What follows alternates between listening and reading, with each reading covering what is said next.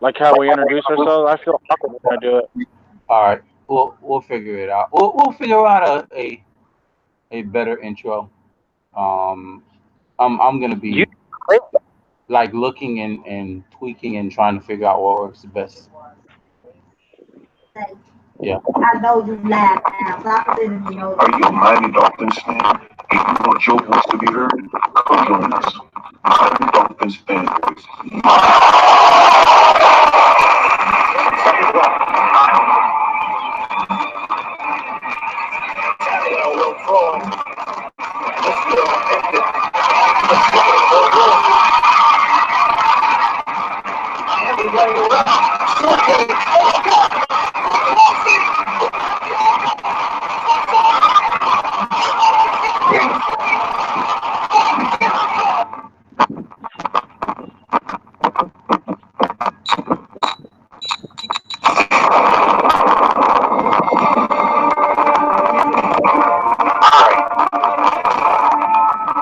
Ah, shit. Okay.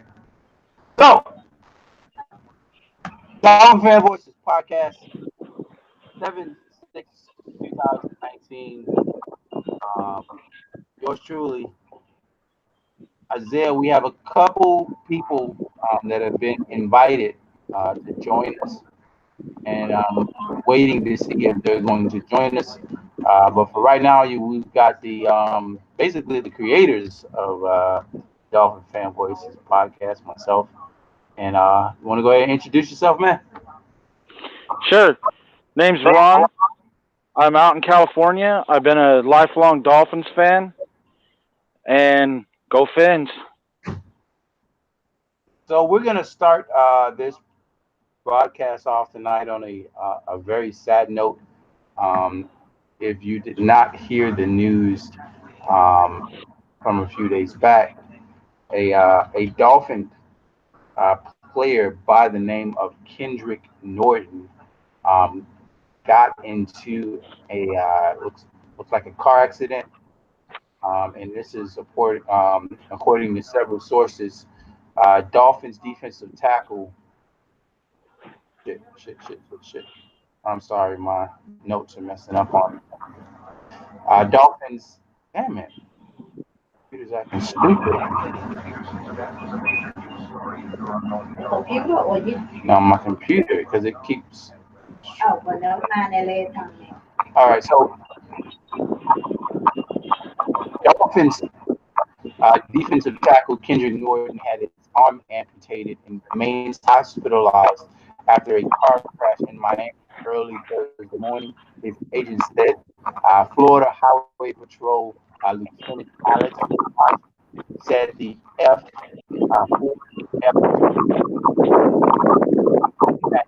into a concrete barrier on State Road 836 near Miami. The truck overturned and came to a rest on its roof. Miami-Dade Fire Rescue rendered aid to Norton, who had several injuries to his left arm and was transported to Jackson Memorial Hospital Ryder Trauma Center, where he remains. With sadness, I can confirm that Kendrick Norton was in a car accident last night and suffered multiple injuries, including the amputation of his arm.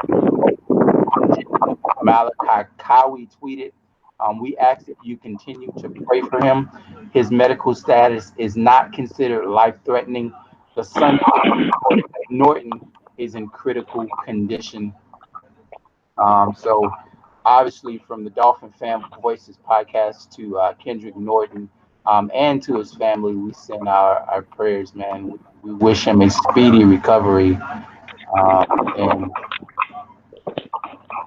he was in a position where he could possibly have made the team. And I think it's really sad that something like this will happen. He loses his arm.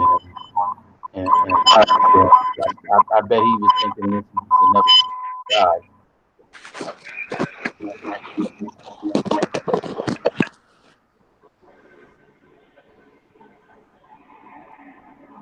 And you were the first person to even tell me about this story.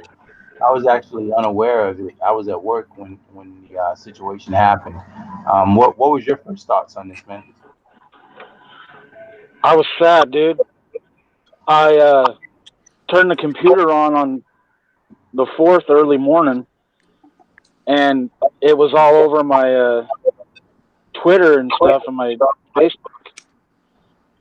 And from what the earlier reports that I was hearing, that when he wrecked, he had a woman with him, but they don't know if it's they didn't say if it was his girlfriend or if he was giving somebody a ride or something like that. You know what I mean?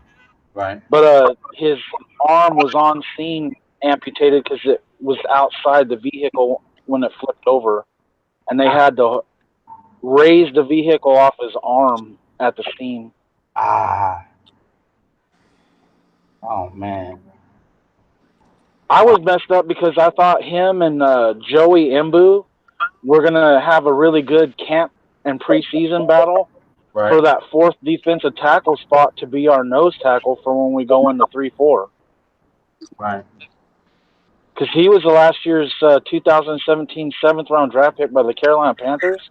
Mm-hmm. And then I guess they didn't need him, so they put him on the squad, and we stole him off of the practice squad in Denver.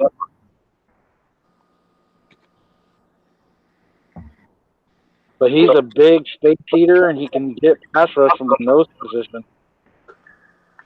Yeah. Man. I'm just glad his injuries weren't as threatening. It just sucks, man, to have worked your butt off to be in a position to finally get to a point where you can realize your dream. You're 22 years old, and all of those years of working to get into the league, and in a snap, it's pretty much over with. I could just imagine what's going through his mind right now to finally, he was in a situation where he's about to make a football team, and then all of a sudden it's boom, it's done, it's over. It's wow. What I was wondering is they're putting him on injury reserve. Right. So is he going to get paid the rest of his contract? I think Ross is going to honor that since it's a not football injury. And if so, like, how many years does that cover? That's another interesting thought in there. What's going on, James? Man, hey, welcome to the show. First of all. Oh yeah. No, I was just logging in. I never used this app before, so I was trying to figure it out before I talked. Yeah, that's a very, very interesting. What are the Dolphins going to do about it? The contract that he was under, was it a guaranteed contract? It wasn't. I don't think it was contract. That's why I wonder, like. Wow. Because I know the dude from Seattle, the guy that was a 2nd-round pick, he got into an ATV accident. They didn't honor anything beyond what they guaranteed him. Wow. Wow. That's so it can actually go from a sad case into an absolutely just terrible case, man. Yeah, like, and I know our owner being like very liberal, like he really cares about his appearance in the media. Like, I wonder if he'll like give him more money than he actually owes him, or is he gonna quietly trying to sweep this under the rug? I hope that they go ahead and take care of the man. Unless, you know what? Like, has any type of toxicology reports come out of this situation yet? No. Okay, that would be my one like thing. Like, if we found out that he was like he had a blood alcohol rating that's well higher than what it was supposed to be, and he's out there driving, then that might be something that I go, okay, this is. But other than that, if this was just some freak accident, I can't see how they would look themselves in the mirror and say, you know what, we're not gonna take care of this guy. It would be it would look horrible. Now, if he was out there driving drunk or some shit like that, then that's a different scenario. And it looks like Ron dropped out. Oh, wow. Jay is supposed to getting ready to. How do I get back into the show? Just message me. Let me bring him back here.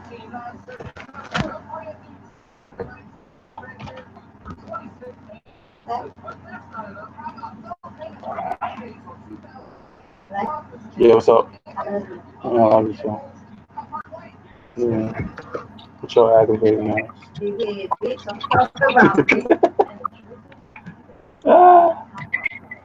Oh man.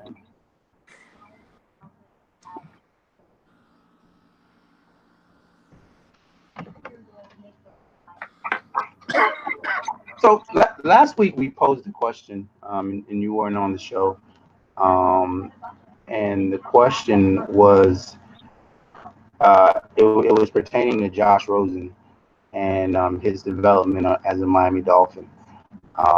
And Jay asked a question, and that question ended up showing up all over the internet.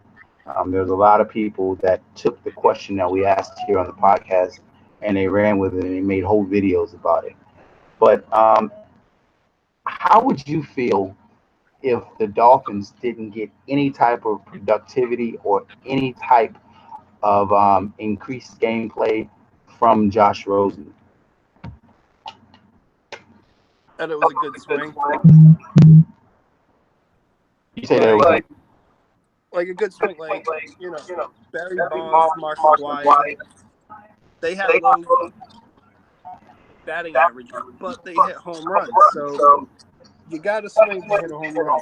And I like the idea of it because for so long I've wanted them to make a move like that. Right. And they never did. So I'm not going to fault them for doing it and it not happening. Right. I'm also a huge advocate of Ryan Fitzpatrick pulling like a complete Kurt Warner in Arizona type situation. So I wouldn't be mad because I'm a huge Fitz fan. But I did expect something out of him, but I wouldn't be mad if it was a miss. Because it shouldn't have ever been expected to be a sure thing. Okay. Even though you give up a second round pick to go get him? We gave up a second round pick to draft a guy like Sam Satelli. So John Beck, Pat White, you got to give up a second round pick to do something. Right.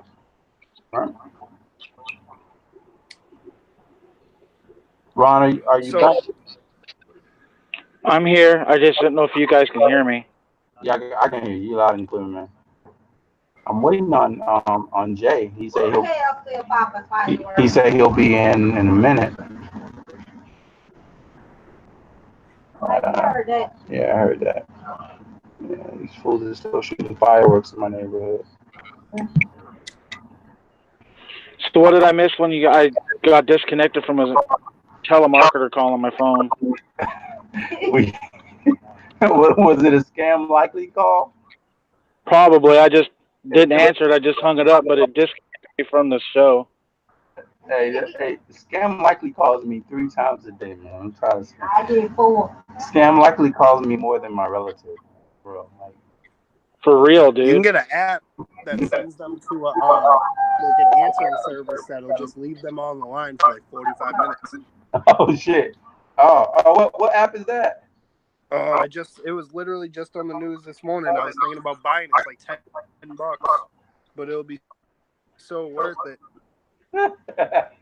But I guess every time they call your phone, it sends them to someone that's actually going to answer it and leave them on the line. Oh man.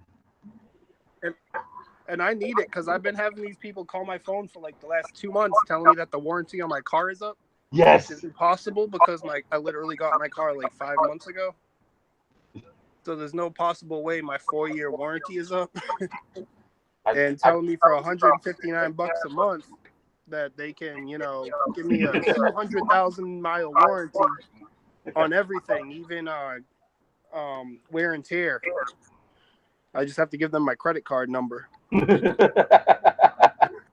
I get those, and I get those calls where they're telling me thanks for visiting Hyatt Regency or some shit, and I've never been to Hyatt Regency before. Like, Those are the ones I'm getting. yeah. It's like, dude, I never stayed in your freaking hotel. Get off of me. Yep. Yeah, you won. Thanks for visiting our hotel. Did you get the one about you won a free trip to the Bahamas? I got that. Yeah, that one too, yeah. Yeah, no. All right, so Due to your frequent travel trip, like, yeah, dude. no, I didn't get that one.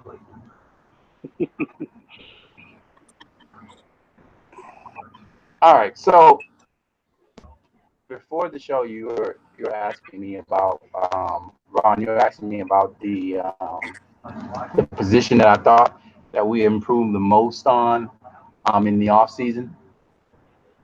So yeah, or most excited about or most concerned about. Well, I guess I'll let James jump off, man. What position are you the most excited about, and what position concerns you the most? Wide receiver I'm most excited about, Right. by far, because I was already excited last year. And I'm actually like a huge... I like Parker. I know he has injury issues. I also know when he's on, he's on. Right. And the ceiling on that is we're looking at like like one of your, like a top 10 playmaker type receiver, a guy you can move around, throw in the slot, a guy that can get you 10 touchdowns a season. Even though he hasn't done it, he has that ceiling. Right. I also like Preston Williams' ceiling. I think his floor sucks, though. Like, if he doesn't get his shit together and he doesn't get, like, the whole female thing out of his head, I think that's going to be his biggest downfall. Right. I like the speed. I like the route running ability and the playmaking ability of Albert Wilson. I think our wide receivers could. That's why I like Fitz, and that's why I don't mind Josh Rosen, because I know if he can just get the ball in front of one of these receivers, it's a house call. Yep. Especially now that what? The position that I don't like, though, is I don't like corner. I don't like the fact that we didn't go after a real number 2. Like Eric Rowe, yeah, he has that talent, but he's never played more than like 6 games. Right. Like 6 good games. Like, he's had his full seasons, but like, he's had nagging injuries all year, or like he's missed time. Like, I think we could have really went after Morris Claiborne, really locked up that position with 2 young corners coming on, like, and really made a difference. And we could have really, like, and I know defensive end is a issue with pass rush, but like, if they're gonna play the way the Patriots play, the Patriots never use one of those defensive ends that's really gonna go after the passer. It's all about containment and going up through the middle on blitz or something. Like they're all over the place with their pass rush. Well, I'm not concerned about corner, especially the second one, because with the new scheme we're gonna have, we're gonna be a more man team instead of a zone read off the ball like the Burke ran. And once Tankersley's knee is fully 100%, I really honestly think that him or the Jamal Wilkes or one of those guys that we have on the roster is going to step up. I'm not excited about Eric Rowe, though, even though he's super talented. He's always injured. Reason why he got cut from the Eagles, and it's the reason why he was available from the Patriots this year. Patriots they traded for him, though. He wasn't like cut. But he was available because of his injuries, because he's not He can't stay healthy. Yeah, well, yeah, and the Eagles decided he was a safety for some reason. I don't know what that thinking was. But I think we're actually solid at corner, and we've even added some young new guys. I didn't know much about Jamal Brooks. I've been researching him. He ended up on the practice squad for the Patriots, so our staff is familiar with him. Yeah, like I like Stidham. Like Stidham, I don't know how to pronounce it. He's. I've watched a lot of film on him, and I really, really like him. You mean Nick Needham? Needham, yeah. Like he's from some small ass school, but like for some reason, I was looking at some of the numbers. Like I forget the name of the website, but all his athletic shit is like way off the chart for some reason. Like his vertical is like almost 40 inches. His like I don't really care about 40 time usually, but like he runs a 4.4, which is that's good too. But it was his shuttle was like stupid fast. It was like Deshaun the hell's his name there? Deshaun Jackson type speed. Yeah, did you see his drills though? He is like glue. Yeah. Even on slants and shit, his hand. If he get rid of some of the hands, he can draw penalties because he's too grabby. But I like how he's right off the hip, no matter what route it is. Yeah, I feel like if anyone's gonna break out, it's him.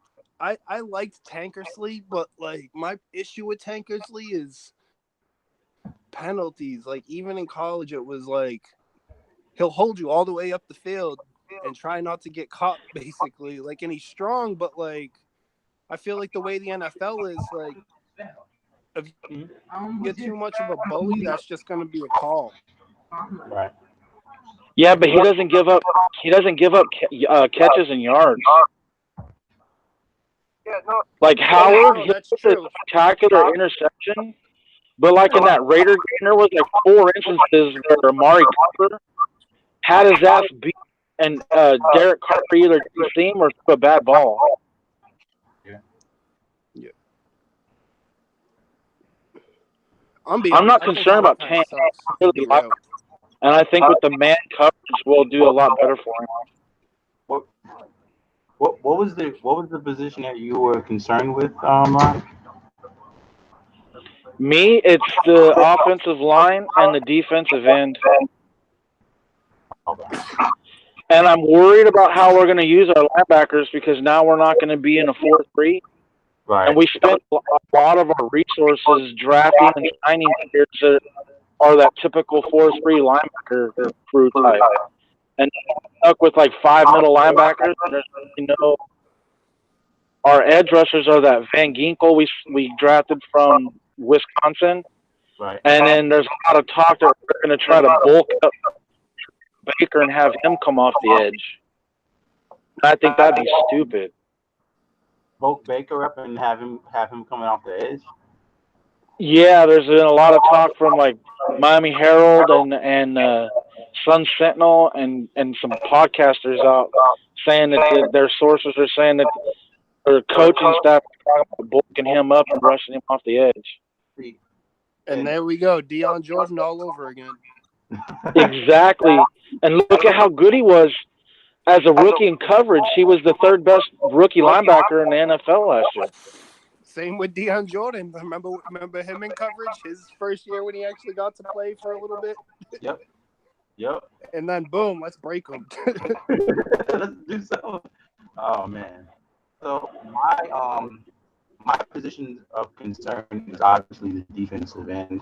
I thought there were a lot of guys in this previous draft that could have helped us as far as pass rush, and we didn't get any of them. I still can't wrap my head around why it wasn't addressed at all. And the position that I'm most excited about is the secondary period. I think that this secondary has the potential to have 3 pro forwards in at least, and that's Jones, Minka, and Howard. And I like Tank. I seen some promise from Tank. I don't understand how you can go from showing promise to not being able to get on the field. I don't understand that at all. That doesn't make any sense to me. But I like Tank more than I like Eric Rowe. I can tell you that much. I do. Me too. Yeah, I definitely like Eric Rowe. Jay, hey, welcome to the show, man. What's up, bro? How are you? Hey, we were talking about our the things that we're most concerned about with the team and the things that we're most excited about with this team.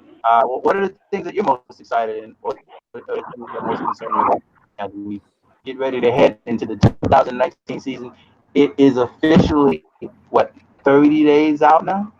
We'll start seeing some preseason football, man. I can't wait, man. Well, the thing that I'm most excited about, I'm ready to see King and Drake. Yeah. You guys are, you and Ron are a little bit more high on King and Drake than I am, but I think he's going to get a fair chance now. You know, he don't got forever Frank in the backfield with him. He don't got a guys like Jay Ajayi. He's going to be the workhorse, and I'm excited to see if he's the running back that people think that he is. I am not completely sold, but you know, I can't say this. I don't think that King and Drake have had a fair shot. You know, there was some reports that him and Adam Gase didn't get along. We know if Adam Gase was going to come back this year, King and Drake was going to, you know, he was going to want to be traded. So I'm excited to see what, you know, O'Shea can do with King and Drake. I think we got King and Drake the one. I'm not a King and Drake believer. Let me put that up there right now. Me either. Like, I'm the last person to be an advocate for Kenyon Drake. I don't think. I think he has the size, but I don't think he has the attitude to run with power. But I think getting a fullback is going to really change what he can do. Because that first point of attack, he's going to have a lead blocker maybe 40 to 50% of the time on his runs. So I think that's really going to help him get to the second level where he can do the most damage. So I think that right away is going to, like, I think he's going to look like a Sony Michel this year, to be honest.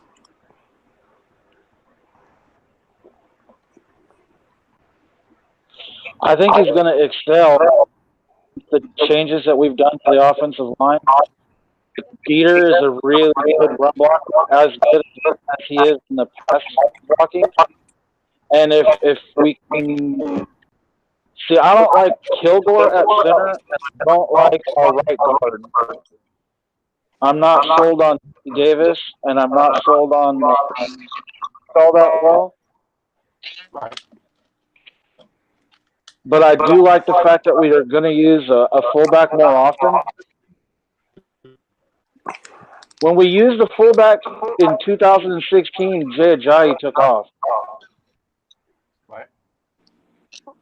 We used Marquise Gray as kind of like an H-back / fullback kind of guy to help out because our offensive line was weak. That's where Gase come up with, hey, we don't really need to spend a lot of resources on the interior offensive line. We'll scheme our running game.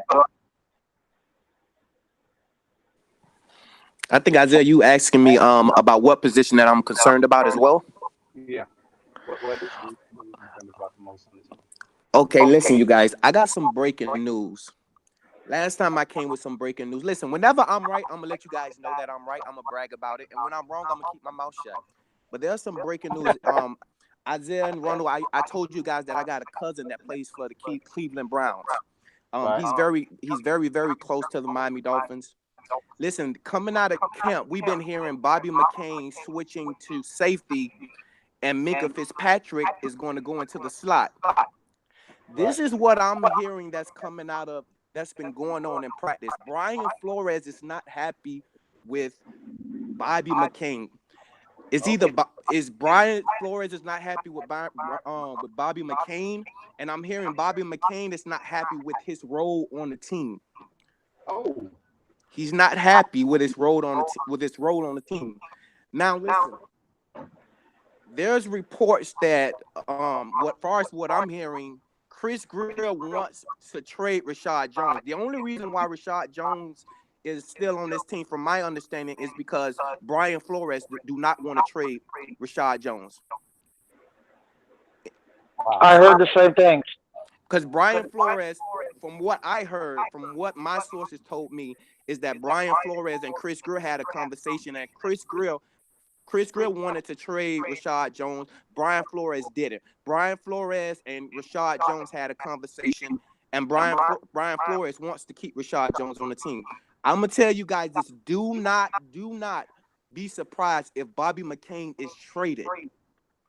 Remember, you guys heard this first. Do not be surprised if Bobby McCain is traded. From what I hear is coming out of practice, Bobby McCain and Brian Flores is not seeing eye to eye. I don't know if Bobby McCain is not happy with Brian Flores, or Brian Flores is not happy, or maybe Brian Flores finds Minka Fitzpatrick to be more viable at the slot corner than Bobby McCain. So I don't know what's going on with that situation. You know, when I really think about it, which one who I rather want on the team, Rashad Jones or Bobby McCain? To me, I think Rashad Jones is more viable because we can put Rashad Jones at the free safety. And Minka, when you look at last year, Minka was more effective in the slot, to be honest with you. Right. So you guys don't be surprised if Bobby McCain gets traded. Wow. I didn't hear that McCain might be traded. I heard that I've heard that he's been working out at free safety though. Wow. But I heard it was going to be a interchangeable thing. They'll take turns dropping into the slot and playing single high free safety. Minka and Bobby. That would explain why all of a sudden Bobby McCain is being used as safety.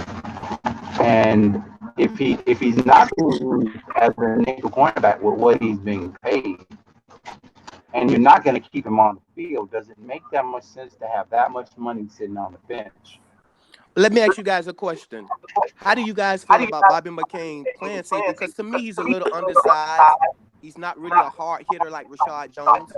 He's not a ball hawk. So I don't really see how putting Bobby McCain at the safety position helps our defense, because he's not better than TJ McDonald.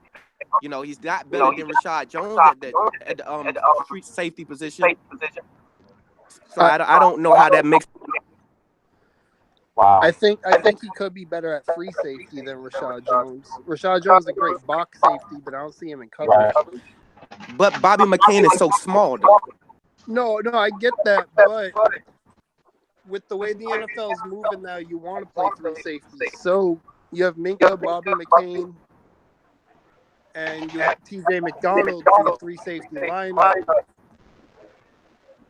And with the amount of corners we actually have, and I want Maurice Smith back. Like, dude, that dude's been balling out every preseason and just never gets a shot. Like, maybe they want him. He is more of a traditional free safety. Yeah. Well, you have to look at how they use free safety in this defense. It's a lot of single high where they're 10, 15, 20 yards off the ball for the free safety, and they play in between the numbers, each numbers. And then the corners play down man, and then they use the middle linebacker to drop in a zone in the center. So it's a single high zone in the middle. And so the free safety isn't around the line of scrimmage, so he doesn't have to be cracking dudes at the line of scrimmage to stop the run. It's just how they're used. But Bobby McCain is a good tackler. So I could see why they would want him at free safety, but they should have. That's why I was on the only one saying should have drafted a safety that can play the free safety, because I had a feeling that how good Minka played at the slot, that we weren't going to move him because he's too good there. This is the only thing, though. With Minka playing at the slot, are you going to only bring him out there when you're going into that nickel defense? And when you're looking at, like, do you want to only have your first round draft pick as a situational player? Well, they was talking about moving Minka Fitzpatrick all over the field, having him playing some nickel, having him playing some linebacker. safety at times. Yeah, I heard that. Like, I don't know. It just doesn't seem right to, like, I can see if you got a later round draft pick and you're trying to find a place to play it and you're moving them all around. But how many times have you seen a first round draft pick constantly having his position and just moving all around the field? Well, New England's famous for that. Flores is famous for that. Is they take they're on Herman. He's their third safety. When they go back to a traditional, uh, like a 4-3 look or 5-man front, and they're playing 5 DB, Right. move their safety around. So he would shift from the slot, roll out to the free safety. They play quarters coverage, or they would disguise it and make it look like it's man all across the board, but it's actually cut when the snap shot is out and they're moving to a too high cover or whatever. So he wouldn't come off. He would just be like one play he's at down in the spot on man, and then he'll roll over, stay close to line of scrimmage, play linebacker, or drop down. And he doesn't come off his position where he's lined up to confuse the offenses. He's moving around. And the guys would actually come off the field would be T.J. McDonald and Bobby King. But the linebackers core is going to hurt because Flores likes using more DBs than he does linebackers. Like Patrick Chung plays a lot of linebacker, but he's a safety. Right. It's because he can still tackle. That's where Jones would be playing. He'd be rotating with T.J. McDonald, keeping everybody fresh. I just think they should have drafted another safety if that's how they were going to use Minka. Well, isn't it going to put Minka back into like his position that he played in Alabama? Exactly. Right. Yeah. Like that's where he succeeds the most is when he's just kind of like the captain of the defense in a way. Like he's the quarterback of the defense. No matter where he needs to be, that's where he's going to be. Whether it's linebacker, whether it's safety, whether it's corner, like he's just going to take your playmaker out of the game unless he's like a super fast guy like Deshaun Jackson or even like a DeAndre Hopkins. But for the most part, he's going to take your Travis Kelce out of the game. He's going to try his best to take your Darren Sproles type player out of the game. Well, that's where his rookie year fucked him over on his development. Burke moving him around, playing different positions on the fly. If they'd have left him at his mistakes that he makes when he's playing single high, like that Raider game was the highlight. Those long bombs that Jordy Nelson got, that was when Minka was playing the single high free safety. He took poor angles and missed his place. So Burke got upset, moved him back to the slot corner and said, well, Jones is going to continue to play the free safety because he made less errors, but he wasn't as dynamic, like, sideline to sideline speed, because there's no question that Mink was faster than Jones. But his development got stunted at safety because they just kept moving him around. And that's the issue that we're going to run into moving him around. Is he's never, I feel like if we're constantly moving him from position to position to position, he's never going to actually live up to his potential at one position because he's constantly doing new things. Well, But to what me, if like it's like the equivalent to like basketball? What if it's like a Brad Stevens or like Steve Kerr type situation to where it's kind of positionless? You just have the game plan of what you're doing, and you just stick with that. Like you're not this specific position doing this. Like this is your job. Do that. I mean, when you look at last year, if we was going to be completely honest, he was getting his ass kind of toasted at the cornerback position. He was causing a lot of pass interference. He was getting beat a lot. I love Minka. He has a lot of potential, but he is not a cornerback. No. Let's be honest there. And Yeah. he struggled at the safety position. Now, I think the reason why he struggled at the safety position because he didn't get a lot of experience at the safety position. So I think the more he get comfortable playing, in the backfield, he would get better. But the only position that I felt like he struggled in last year was at the cornerback position. I don't want to see Minka playing corner at all. I think he's a linebacker, to be completely honest with you. I know he's undersized, but I think like this is the future of linebackers. Like that's what he is. I think if we put him at free safety, a traditional free safety, and not this joker or robber position, I think Minka would flourish and he'd be one of the better free safeties in the league. Kind of like a former Seattle, what the hell's his name? Earl Thomas. Right.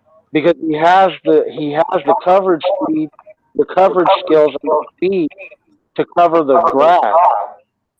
And in that type of system, excel. We're going to be using this 3 safety big nickel package, dime packages, and he's going to be more of a inside corner position. And I don't think, he's better at it now, but it's not going to make him the reason why we selected him 11 overall. Yeah, but look what Los Angeles Chargers do with Derwin James. But see, he's playing a traditional safety position. He's not playing slot corner or boundary corner. No, but they play 3 safeties though. But he's a strong safety or free safety role. We never went to a 3 safety look last year, even though they promised it. Yeah, they kind of screwed him a lot on that part, but which I think. And the reason why they screwed that up is because Burke preferred Bobby outside at boundary corner instead of leaving Cordrea out there. Using Bobby, the original plan for Bobby was to play him at that weak safety position, which is basically, if you look at it from a traditional stance, it's slot corner. It's a version of a slot corner. Play at the line of scrimmage and they play the wide receiver. And then they also play the run and when it's a run play. But they took him out of that, made him the boundary corner, and then they had to play Minka at that, and then forced in Jones at free safety.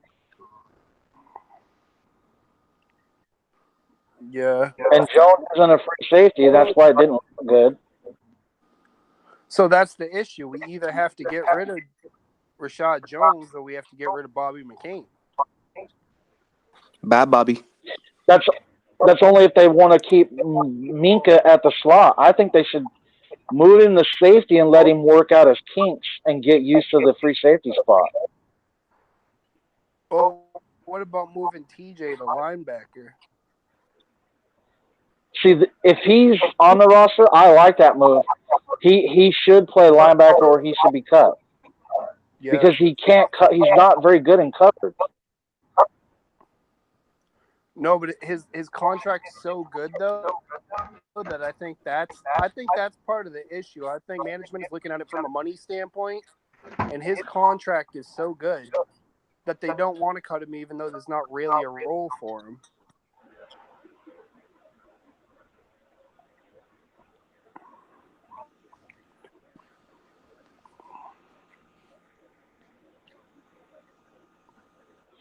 See, this draft, I would have took Nasir Adderley in the 3rd round. He was a first-round talent that could play strong or free safety like Derwin, but not quite as good as Derwin. But in the second or 3rd round, he was a steal as a first-round talent. Then we would have definitely had a log jam in the secondary. Before we go, Isaiah, I wanted to hear you guys' early prediction for the season and why you guys think that, Well, my early prediction, I don't know. I need to see. I guess I'll make my prediction after an official prediction after the third game of the preseason. Like I want to see. I want to. There's so many question marks. If I'm basing this just on the roster itself, I can see 9 wins. I can see Ooh. 8.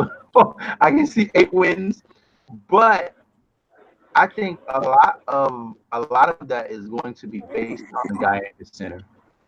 Where are the turnovers at? That's the biggest. Where are the turnovers at? Where's the pass rush at? And where's the pass protection at? Those are the three things I need to see before I can actually make an official decision. Well, Isaiah, let me ask you this. Our first 4 games against Baltimore, against the Dallas Cowboys, against the New England Patriots, and against the Chargers. What do we go in our first 4 games? Because to me, that first 4 games is going to show me a lot. What do we go the first 4 games? What do you I see us think at? I think we can go 3-1 in the first 4 games. The game I think we're going to lose to me is the Ravens, and that's because the Ravens always kick our ass. I don't care who the Ravens have. The last time we beat the Ravens, we barely beat them, and they had Matt Schaub at quarterback. The Ravens are just a team, a franchise that just has our number. So you But think we can beat the Cowboys? I think we can beat the Cowboys just like we beat the Bears last year. And I think the Bears to me were a better team last year, that especially on the defensive side of the ball, than this Cowboy team is going to be coming into this year. So I think the Cowboys are the type of team that we play up for and we sneak in and win the game. And I definitely think we beat the Patriots. That first game, that's at home, right? Yes. And then we can beat that Charger team just like we should have beat that Colt team last year if it wasn't for the fuck ups. This year, I think we don't make the same fuck ups. So you got us going 9-7. I can definitely see 9-7. I can see better than that if our the offensive line play, and the pass rush exceeds my expectations. If Josh Rosen or Ryan Fitzpatrick comes out there and goes 27-11, 60% completion ratio, we have a nice third down conversion ratio. We're 10-win team. We have enough weapons on this team to be a problem. But quarterback play, offensive line play, and pass rush will be our hinder. James, what you think? What? I think we're gonna start off 1-3, and I think we'll. That's end what I'm up thinking. 7-9. I think we will beat the Ravens because I think we will stuff the box and contain Jackson and contain Ingram, and try and make Jackson beat us with his arm. I think we will get excited over that win, and I think the coaching staff will get a little overzealous. We'll lose 3 straight, and then we'll see Rosen. And I think that's when they're going to realize to run the ball a lot. And I think we'll rip off a few wins towards the middle of the season while it's still hot, and then I think we'll die off towards the end a little bit once it gets a little pressure, possibly making the playoffs and having a rookie quarterback. So what's your overall early prediction? 7-9. Well, you're not too far from me. I got us going 6-10. I got us going 1-3 to start the season off. I think we beat New England. Our coaching staff is very familiar with the New England Patriots, so I think we beat New England. I don't see us beating the Ravens. I think Lamar Jackson is going to run all over us. We don't have the defensive ends to be able to contain Lamar Jackson. We don't have the defensive tackles to be able to stop that Baltimore Ravens running game. The Baltimore Ravens drafted, to me, the best wide receiver in the draft this year in Hollywood Brown. Yeah. I can see Xavier Howard, stopping Hollywood Brown. But one thing that the Baltimore Ravens have, they got so many good tight ends on their team. Yeah. And I don't see our linebackers. We don't have good cover linebackers, so I think we lose that game. I think we beat New England. I just don't see us beating the Cowboys. I see Ezekiel Elliott having his will. I see Dak Prescott making plays with his legs. The Chargers are very interesting because the Chargers always have an issue playing us, especially at home. Mhm. So to me, that's a toss-up game. So I think we go 1-3, and then we're going to call. Then Rosen is going to come in, and he's going to struggle. You know what I mean? And I think we end 6-10. But wait a minute, you guys don't think that Ryan Fitzpatrick is going to come out hot? To me, what concerns me is the coaching staff. I don't know if Brian Flores is going to struggle earlier on in the season and then kind of find his way as time go on. Right. He's we're talking about a first-year head coach. We're talking about a offensive coordinator who has never called plays in his career. We're talking about a defensive coach, Patrick Graham, who has never been a defensive coordinator. And you're talking about we're playing 4 playoff teams in the beginning of the year. That's why I think we should lean on our best positional coach, which is Studsville. Right. Like, this dude has every elite running back you could think of, like power back that you could think of this last millennium.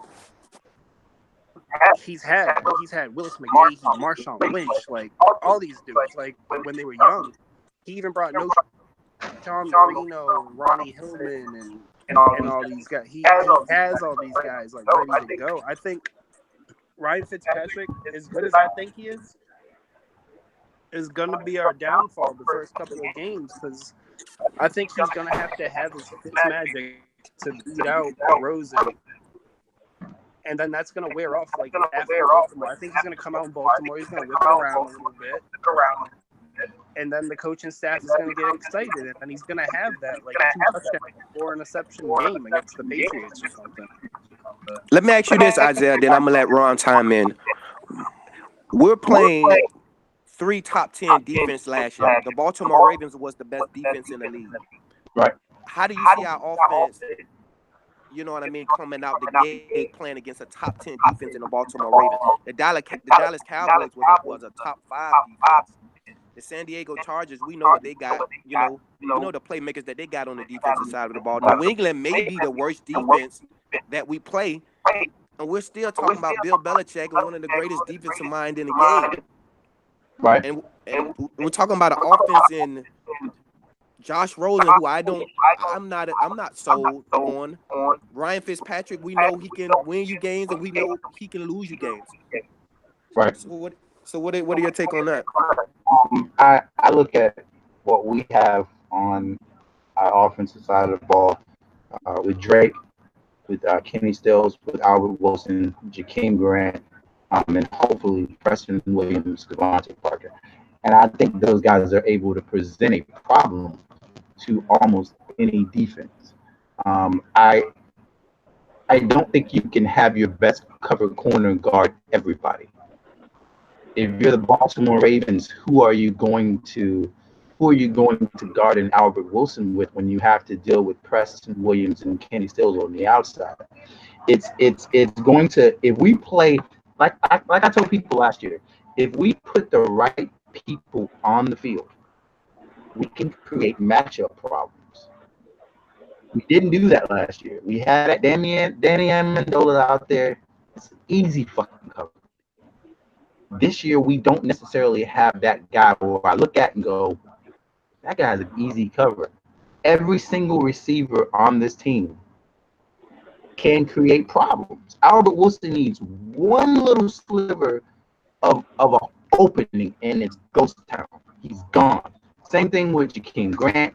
Same thing with Kenny Stills. So I'm just interested to see. I think the offense can be explosive. I think Ryan Fitzpatrick can come out, get hot. I just hope he never hits that wall. I hope this is the year that he go. What year was that? 2014, where he didn't hit that interception wall and he went out and did a 30-11 season. I think that was it, the 2014 season. Yeah, but he had one of the best running games and best defenses in the league. I'm hoping that is the type of season that he's able to give us this season. Actually, never mind. I'm not going to say that. Yes, I hope that this is the season that he goes out and he balls out. But what about when he throws 4 interceptions and Josh Rosen comes in? I hope that 4 interception game never happens. I pray it never happens. Not in the Dolphin uniform. See, I think we have to finally have the coaching staff that's going to accept the 4 interception game. His whole career, the 4 interception game was, all right, let's bring in a rookie or young quarterback. Maybe he needs a coach that's actually going to stick it out through that 4 interception game and be like, fuck it, come back next week, throw 5 touchdowns. Right. Absolutely. Ron, what is your prediction for this season? Well, when I look at it, first 4 games, 3 of those are home games. The only road game in that first 4 game stretch is at Dallas Cowboys. And Miami's always freaking hot. And I look at Baltimore, New England, and Los Angeles Chargers having to deal with that Miami Heat. I look at we can go 3-1, and the hard game being the Cowboys because it's at Dallas. So we lose that home field advantage. But then I also look at Ryan Fitzpatrick, didn't matter what uniform he was in or what coaching staff he had, always took 5 to 6 games before he hit that, what you call that crack wall, where he's throwing a turnover machine. He's either fumbling or he's throwing interceptions. And I look at Baltimore not being the same Dolphin killer team that it used to be, because they had a top 10 defense last year, but they lost their 2 captains off of it, C.J. Mosley and Terrell Suggs. I believe Suggs went to Arizona, and Mosley is on the Jets. So how are they going to generate pass rush? And they only have 2 legit corners, Smith and Humphrey. And if taking a phrase out of Isaiah, if we actually do put the proper personnel on the field, we have 2 killer corners, but we possibly have 4 weapons that can't be covered. And I'm sorry, but if we're throwing Kenny Stills and Albert Wilson in the slot, that's typically a matchup that most defenses use a safety and a linebacker to bracket. And there ain't a linebacker or a safety that's going to touch Albert Wilson. And if they give Kenny Stills a free release, they're going to be seeing his tennis shoe dust as he's walking into the end zone. Because they got their 2 best corners locking down, say, Jakeem Grant's out there or Preston Williams and Devontae Parker. Because you're not going to cover those guys either with the safety either because of their physicality and their speed. The problem is the defensive tackle in the QB's face at that point. Well, we actually have stellar defensive tackles. This is our defensive ends that they be able to continue because there's no names out there that are like proven commodities for them. No, what I'm saying is as far as Kilgore and whoever we're going to have play right guard, by the time Stills does release or you get, Grant down the field, is the QB going to have enough time to throw the ball before he's hit? I think we'll be fine. Plus, it's the Miami Heat. It's at home. They have to come to that 100-degree weather, and And the way we designed our stadium, they're sitting at 1 p.m. in the frickin' sun while we're in the shade. We're No, I wearing get that. our white uniforms, and they're wearing their colors. Look what it did to Tennessee. By the time Tennessee finally hit the second half in that longest game, they were done, dude. They couldn't do nothing. They also had one of the worst quarterbacks in the league, though. Yeah, but they have one of the best at the second lines. half of that game. Yeah. And they have a running game. They were 2 running backs deep. Deion Lewis and what's that big guy's name from Alabama? I forgot his name now. Yeah, but didn't they have over 150 yards rushing on that game? I don't see Baltimore having that running game like the Tennessee Titans have. And even if they do, I don't see them being able to get through our defensive line. We're going to have. We were only 2 deep in defensive tackle. Now we're 3 or 4 deep in defensive tackle. Yeah, they have a. Yeah, no, like I think we'll beat the Ravens. My thing is, the Patriots are going to scheme us out of our best attribute for the game. Like whether we have Kenyon Drake running, like after the first quarter, they're going to figure that out. Patriots are always slow till week 5. Yeah, that's true. But and it's going to be in Miami situation this year, though. Miami in the heat, and you can always give us the win in Miami. Right. We usually tackle them in Miami every year. And they can't handle the heat against his former coaches. Huh? Belichick's record against his former coaches. I'm not sure. I'm not sure what his record is. I think it's like 13-2 or something like that. Oh shit! Didn't the Lions? I think it's going to be something dumb. Like, didn't the Lions beat the ball last year? Tennessee slaughtered them. Yep. It was early in the year, the first month.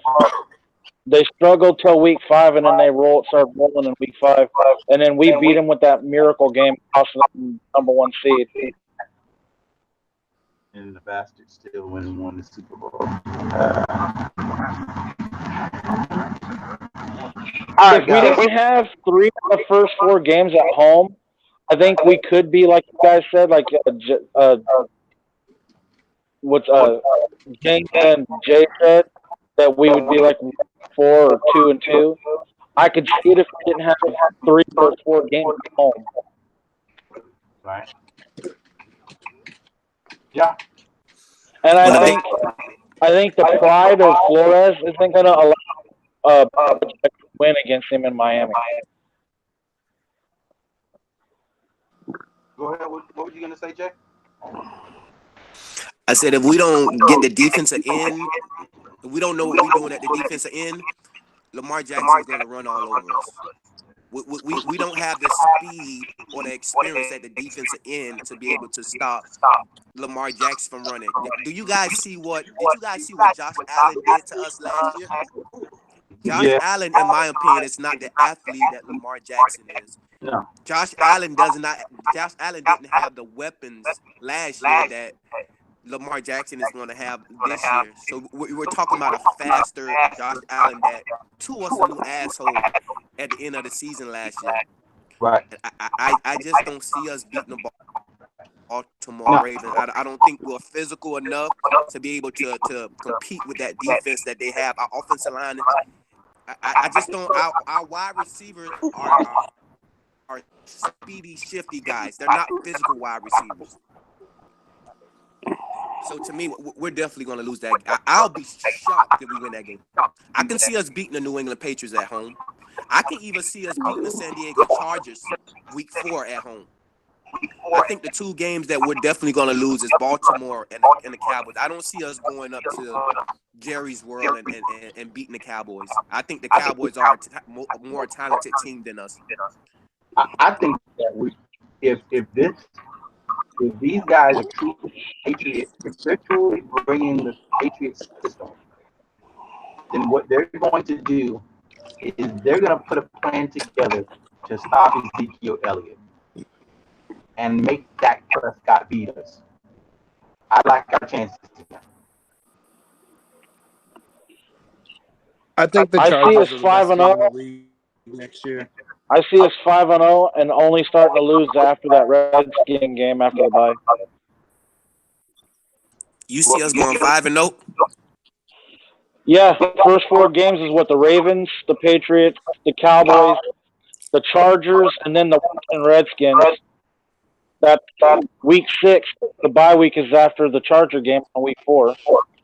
So I could see us easily if I know what our scheme is and how we're using our players, and the fact that we have 3 of the first 4 games are at home in Miami, in that Miami weather, that true home field advantage. I could see us get it if we get the right scheme. I'll preface it and say we can be 4-1 or 4-2. Well, But I don't see us going. I don't see us going 1-5 that first 5 weeks, and then throwing Josh Rosen out to the wolves. I don't see it happening. Well, I say this, and I hand it over to you, Isaiah. The first 4 games, 4 to 6 games, we're going to see what kind of coaching staff we have. Yeah. Because listen, if the Baltimore Ravens tear us a new asshole, we should be concerned. If the Dallas Cowboys blow us out, we should be concerned. Listen, even though those games that I don't expect us to win, I want us to be competitive. The problem that I had with Adam Gase is teams would just the Baltimore Ravens would just completely manhandle us and embarrass us. And then we'll look over at our TV screens and we'll see Adam Gase and his mannerism and him looking crazy and looking like he's frustrated with everybody in the stadium. So the first 4 to 6 games is going to tell us what kind of coaching staff we have, because we're playing the big boys. We're playing some heavyweights. Right. Well, it's not like last year where we was playing the Oakland Raiders and the New York Jets our first 4 games. Now we playing the big boys. Right out the gate, too. Right out the gate, we're going to see what kind of coach we have. Right. Anyway, guys, the time is now 8:39. Golf Fan Voices Podcast. Make sure that you guys tune in every Saturday at 7:30. If you are a fan of what we're doing, please make sure that you share this video on your Facebooks, on your Twitters, on your Instagrams, and comment. Let's know how you feel. We're going to continue to get better and better with our sound, and of course, as the season comes back, there'll be more and more news. We'll be talking about everything that's going on, having our predictions before the games. That's why this time we think is a very good time. Everybody's home, relaxed, chilling, or whatever, and sit down and talk some Dolphins football. Anyway, man, we will see you guys next week right here, 7:30 Facebook, YouTube, Instagram, everywhere this video is at. This audio, will also be uploaded to SoundCloud, and we will soon be on iTunes once we get our sound right. And I'll talk to you guys next time. Peace.